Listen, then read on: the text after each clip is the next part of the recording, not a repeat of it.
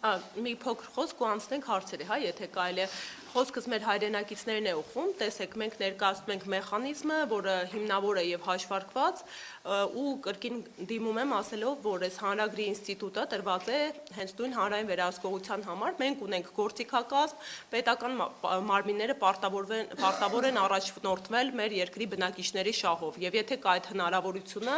այո, պետք է պահանջատեր լինենք եւ հետեւողականություն դրսեւորենք, որպեսզի բնակչության համար ավելի հարմարավետ սոցիալական ու տնտեսական միջավայր ստեղծվի, օրինակ այս դեպքում իրենց հոսանքի սակագնի իջեցման տեսքով։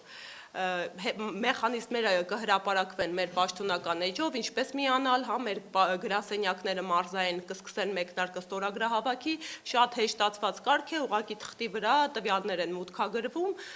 այնուհետև մենք համակարգված արդեն կներկայացնենք իրավասու մարմնին։ Հիմա եթե հարցեր ունեք, խնդրեմ։ Այսօր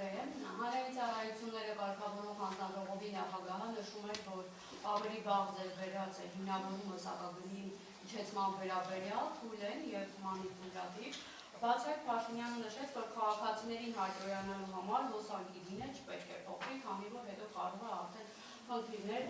առաջանալ։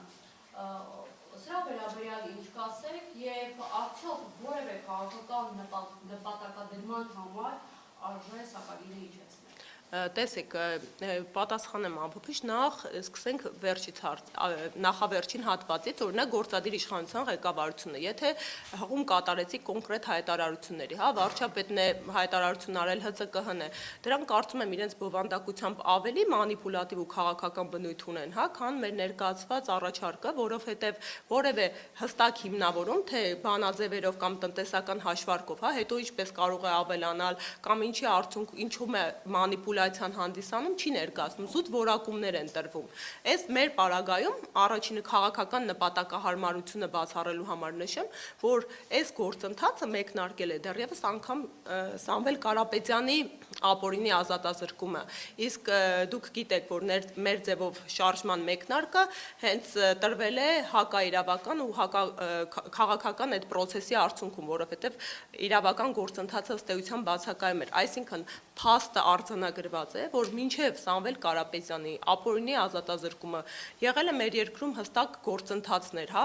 հեծը բնականon աշխատանք է ունեցել ու հենց այդ ավելացված գումարի արդյունքում իրենք նախապես դիմում էին ներկայացվել։ Հիմա հակառակ իրավիճակն է առկա ավելի շատ։ Հստակ մարդիկ, սեփականատերերը առաջարկ են անում այդ գումարը չվատնել եւ օգտագործել ի օգուտ բնակչության, որովհետև հանրային ծառայությունները կարգավորող հանձնաժողովը տարին 2 անգամ սակագնային պլանը վերանայելու հնարավորություն ունի։ Ու տեսեք,